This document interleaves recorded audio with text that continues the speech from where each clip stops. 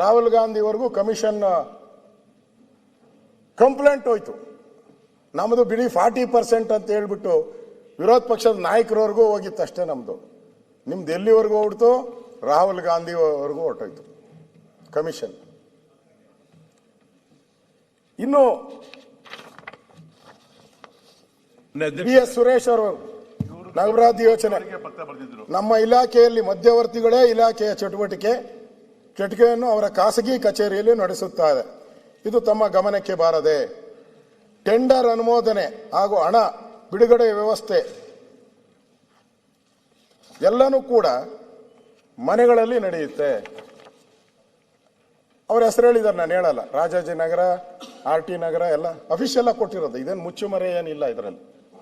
ಈ ಕಾಪಿನ ಆಗಲೇ ಲೋಕಾಯುಕ್ತಕ್ಕೆ ಎಲ್ಲ ಕಡೆನೂ ಹೋಗ್ತಿದೆ. ಅಫಿಷಿಯಲ್ ಲೆಟರ್ನ ನಾನು ಬಿಡುಗಡೆ ಮಾಡ್ತಾ ಇದ್ದೀನಿ. ಇದು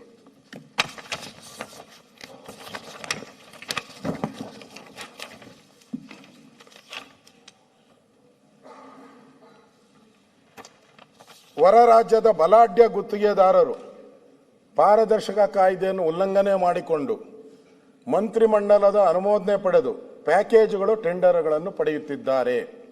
ಇದರಿಂದ ಕರ್ನಾಟಕ ರಾಜ್ಯದ ಸಣ್ಣ ಮತ್ತು ಮಧ್ಯಮ ಗುತ್ತಿಗೆದಾರರಿಗೆ ಅನಾನುಕೂಲವಾಗುತ್ತದೆ ಎಂದು ತಮ್ಮ ಗಮನಕ್ಕೆ ತರುತ್ತಿದ್ದೇನೆ. ಅಂದರೆ ಎಲ್ಲ ಆಂಧ್ರದವರು ಪ್ಯಾಕೇಜ್ ಮಾಡ್ತಾರೆ, 400 ಕೋಟಿ 200 ಕೋಟಿ ಹಂಗೆಲ್ಲ. ಆ ಥರ ಪ್ಯಾಕೇಜ್ ಏನೋ ಮಾಡಿದ್ರೆ ಇಲ್ಲಿ ಕನ್ನಡಿಗರಿಗೆ ಯಾರಿಗೂ ಸಿಗೋದೇ ಇಲ್ಲ. ನೀವು ಅಲ್ಲೇ ಪ್ಯಾಕೇಜ್ ಮಾಡಿ ಎಲ್ಲ ಆಂಧ್ರದವ್ರಿಗೆ ಕೊಟ್ಟರೆ ನಮಗೆ ಅನ್ಯಾಯ ಆಗುತ್ತೆ ಅಂತ ಡೈರೆಕ್ಟಾಗಿ ಇಲಾಖೆ ಮೇಲೆ ಆಪಾದನೆ ಮಾಡಿದ್ದಾರೆ. ಹಳೆಯ ಬಿಲ್ಲುಗಳು ಹಣ ಬಿಡುಗಡೆ ಸಮಯದಲ್ಲಿ ಹಿಂದಿನ ಸರ್ಕಾರಕ್ಕಿಂತ ಹೆಚ್ಚು ಕಮಿಷನ್ ಪಡೆಯುತ್ತಿದ್ದಾರೆ ಎಂದು ತಿಳಿಸಲು ರಾಜ್ಯದ ಸಂಘವು ವಿಷಾದ ವ್ಯಕ್ತಪಡಿಸುತ್ತಿದೆ. ಈ ವಿಷಯವನ್ನು ತಮಗೆ ಹಲವಾರು ಬಾರಿ ತಿಳಿಸಿದ್ದರೂ ತಾವು ಪರಿಗಣನೆಗೆ ತೆಗೆದುಕೊಂಡಿರುವುದಿಲ್ಲ. ಡಬಲ್ ಕಮಿಷನ್ 40% ಅಂತ ನೀವೇ ಹೇಳಿದ್ದು, 80% ಕಮಿಷನ್ ಅಂತ ಅಫಿಷಿಯಲ್ ಲೆಟರ್ ಬರೆದಿದ್ದಾರೆ. ಈಗ ನಾವು ಮುಷ್ಕರ ಮಾಡುವುದು ಬಿಟ್ಟು ಬೇರೆ ನಮಗೆ ದಾರಿ ಇಲ್ಲ. ತಾವು ತುರ್ತಾಗಿ ಸಭೆ ಕರೆಯದಿದ್ದರೆ ಮುಂದಿನ ದಿನಗಳಲ್ಲಿ ರಾಜ್ಯಾದ್ಯಂತ ನಾವು ಕೆಲಸ ಕಾರ್ಯಗಳನ್ನು ಸ್ಥಗಿತಗೊಳಿಸಲು ತೀರ್ಮಾನವನ್ನು ಮಾಡಿದ್ದೇವೆ. ಕರ್ನಾಟಕ ಸ್ಟೇಟ್ ಕಾಂಟ್ರಾಕ್ಟರ್ ಅಸೋಸಿಯೇಷನ್ 31 ಜಿಲ್ಲೆಗಳು 31. ನಮ್ಮದು ಯಾರೋ ಕೆಂಪಣ್ಣ ಹೇಳಿದ್ಕೆ ತಕ ಅಂತ ಕುಣಿದ್ಬಿಟ್ರು ಎಲ್ಲರೂ. 12 ಕಾರ್ಪೊರೇಷನ್ ಸಭಾಧ್ಯಕ್ಷ 31 ಜಿಲ್ಲೆಯಲ್ಲಿ ಬಂತು.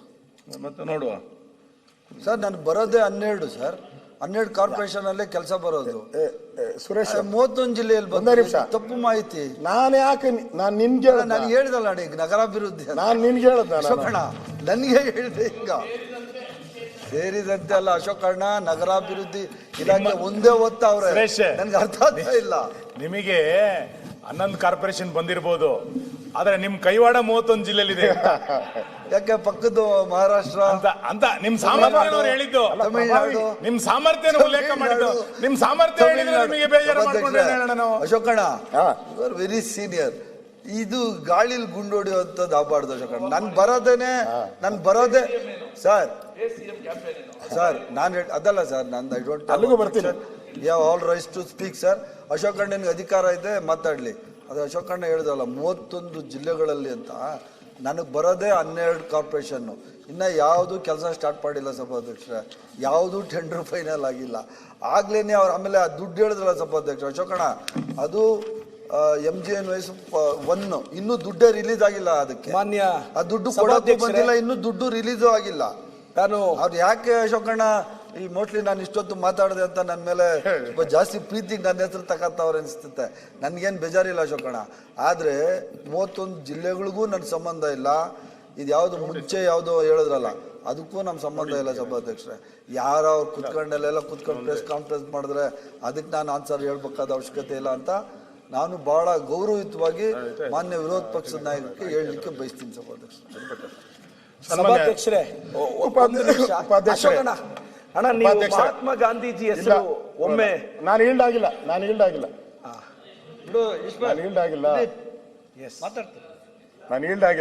ಅಧ್ಯಕ್ಷರೇ. ನಾನು ಮೊದಲು ಓದಿದ್ದು ಸುರೇಶ್ದು, ಫಸ್ಟ್ ಓದಿದ್ದು ಸುರೇಶ್ದು, ಎರಡನೇದು ಓದಿದ್ದು ಸಿದ್ದರಾಮಯ್ಯನವರು ಮಾನ್ಯ ಮುಖ್ಯಮಂತ್ರಿ. ಅದರಲ್ಲಿ 31 ಜಿಲ್ಲೆದು ಅದರಲ್ಲಿ ಬಂದಿದೆ. ಇದರಲ್ಲಿ ಯಾಕೆ ಅದನ್ನು ಓದ್ಬಿಡ್ಲಾ? ಇನ್ನ ಟೈಮ್ ತಗೊಂತೈತೆ. ಓದು ಅಂದ್ರೆ ಓದ್ತೀನಿ, ಓದು ಅಂದ್ರೆ ಓದ್ತೀನಿ. ಅದನ್ನು ಪೂರ್ತಿ ಎಲ್ಲ ಅದರಲ್ಲಿ ಬರೆದಿದ್ದಾರೆ, ಎಲ್ಲ ಇಲಾಖೆದು ಬರೆದಿದ್ದಾರೆ. ಜಲಸಂಪನ್ಮೂಲ, RDPR, ಸಣ್ಣ ನೀರಾವರಿ ಇಲಾಖೆ, ನಗರಾಭಿವೃದ್ಧಿ ಇಲಾಖೆ, ವಸತಿ ಮತ್ತು ಕಾರ್ಮಿಕ ಇಲಾಖೆ, BBMP ಎಲ್ಲ ಇಲಾಖೆದು ಬರೆದಿದ್ದಾರೆ. ಅದು ಎರಡನೇ. ಅವರು ನಿನಗೊಂದು ಪತ್ರ ಬರೆದಿದ್ದಾರೆ ಪ್ರೀತಿಯಿಂದ. ಅದಾದ ಮೇಲೆ ಮುಖ್ಯಮಂತ್ರಿಗೊಂದು ಲವ್ ಲೆಟರ್ ಬರೆದಿದ್ದಾರೆ.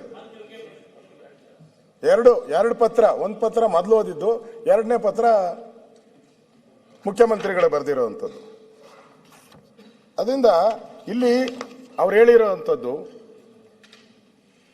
ತಾವು ಹೇಳಿದ್ರಿ ಗಾಳಿ ಬೈರ್ತಿ ಅವ್ರು ಹೇಳಿದ್ರು ಗಾಳಿಯಲ್ಲಿ ಗುಂಡೊಡಿತಿದ್ದೀರಾ. ಮತ್ತೆ ಪ್ರೆಸ್ಸಲ್ಲೂ ಹೇಳಿದ್ರು ಸಾಕ್ಷಿ ಇಟ್ಟು ಆಪಾದನೆ ಮಾಡ್ಬೇಕಂತೆ. ಸಾಕ್ಷಿ ಕೊಟ್ಟು ಆಪಾದನೆ. ನೀವು 40% ನಮ್ಮ ಮೇಲೆ ಮಾಡಿದ್ರಲ್ಲ, ಅವಾಗ ಯಾವ ಸಾಕ್ಷಿ ಕೊಟ್ಟಿದ್ದೇಣ ನೀನು? ಹೇಳು.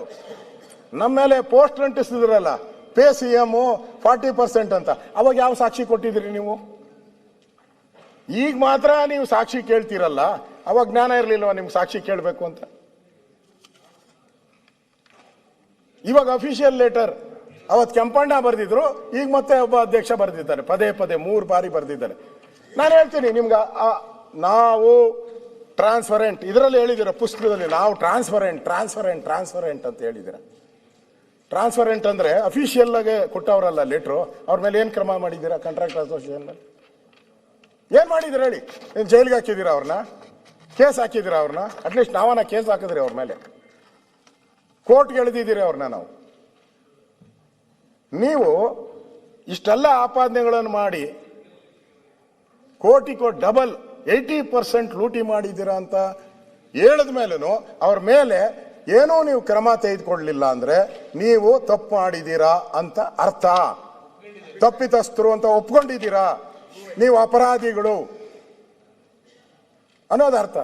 ಅಧ್ಯಕ್ಷರೇ, ಅವ್ರು ಇನ್ನೊಂದು ಹೇಳ್ತಾರೆ, ಕೆಲವು ವ್ಯಕ್ತಿಗಳು ರಿಂಗ್ ಮಾಡಿಕೊಂಡು, ತಮಗೂ ಗೊತ್ತಿರುತ್ತೆ ರಿಂಗ್ ಅಂದ್ರೆ, ರಿಂಗ್ ಮಾಡಿಕೊಂಡು ಹೆಚ್ಚು ಕಮಿಷನ್ ಕೊಟ್ಟವರಿಗೆ ಟೆಂಡರ್ ಕೊಡ್ತಾ ಇದ್ದಾರೆ. ಈಗ ರಿಂಗ್ ಅಂತಾರೆ ಅದಕ್ಕೆ.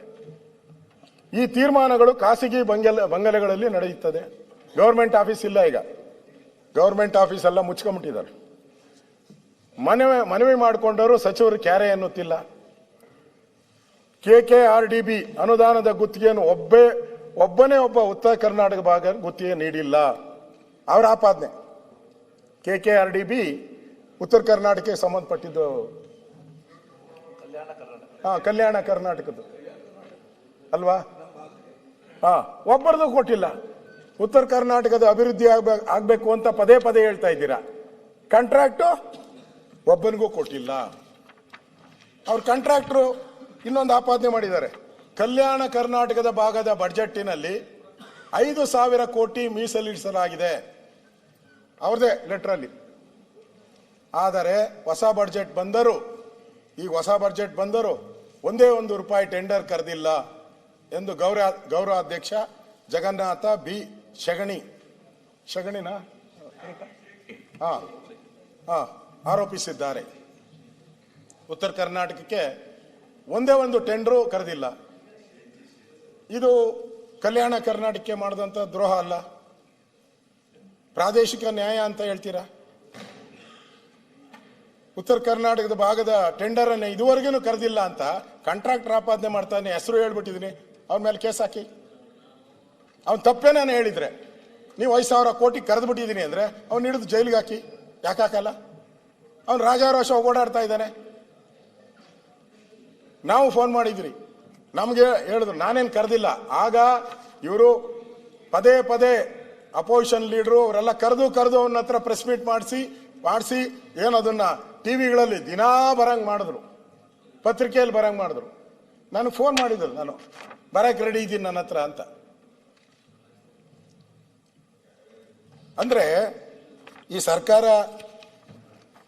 ಬಾಕಿ ಉಳಿಸ್ಕೊಂಡಿದೆ ಅಂತ. ಅವ್ರು 37,370 ಕೋಟಿ ಹಣವನ್ನ ನೀವು ಉಳಿಸ್ಕೊಂಡಿದ್ದೀರಾ. ಹಣ ಕೊಟ್ಟಿಲ್ಲ, ನಮಗೆ ಕಷ್ಟ ಆಗ್ತಾ ಇದೆ ಅಂತ ಹೇಳಿ ಅವರು ಕೊಟ್ಟಿರೋದು. ಅದಕ್ಕೆ ನಾನೆಲ್ಲೋ ಪತ್ರಿಕೆಯಲ್ಲಿ ನೋಡಿದೆ, ಮಾನ್ಯ ಮುಖ್ಯಮಂತ್ರಿಗಳು ಹೇಳಿದ್ರು ಎಲ್ಲ ಬಿಜೆಪಿಯವ್ರು ಬಿಟ್ಬಿಟ್ಟು ಹೋಗಿದ್ದು. ರಾಮಲಿಂಗಾರೆಡ್ಡಿ ಕೇಳ್ತಾರೆ ಅಂತ ಕೇಳಲಿಲ್ಲ ಅವರು, ಅದಕ್ಕೆ ನಾನು ಹೇಳ್ತಾ ಇದ್ದೆ ಎಲ್ಲ ಬಿಜೆಪಿಯವರೇ ಬಿಟ್ಬಿಟ್ಟು ಹೋಗಿದ್ದು ಅಂತ. ಇದು ರೋಟೀನ್. ನಾನು ನಿಮ್ಮನ್ನು ಕೇಳ್ತೀನಿ, ನೀವು 2019ರಲ್ಲಿ ನಮ್ಮ ಬಿಟ್ಟೋದ್ರಲ್ಲ, ಅವಾಗ ಎಷ್ಟು ನಮ್ಮ ಹತ್ರ ಪೆಂಡಿಂಗ್ ಇಟ್ಟಿದ್ರಿ ನೀವು? 14,000 ಕೋಟಿ. ಅವತ್ತಿನ ಡೇಟ್ಗೆ 14,000 ಕೋಟಿ ನಮ್ಮ ಪೆಂಡಿಂಗ್ ಇಟ್ರಿ. ನಾವು ತೀರ್ಸಿಲ್ವ ಅದನ್ನ ತೀರ್ಸಿಲ್ವ ನಾವು? ರೋಟೀನ್ ಪ್ರೋಸೆಸ್ ಅದು. ಇದು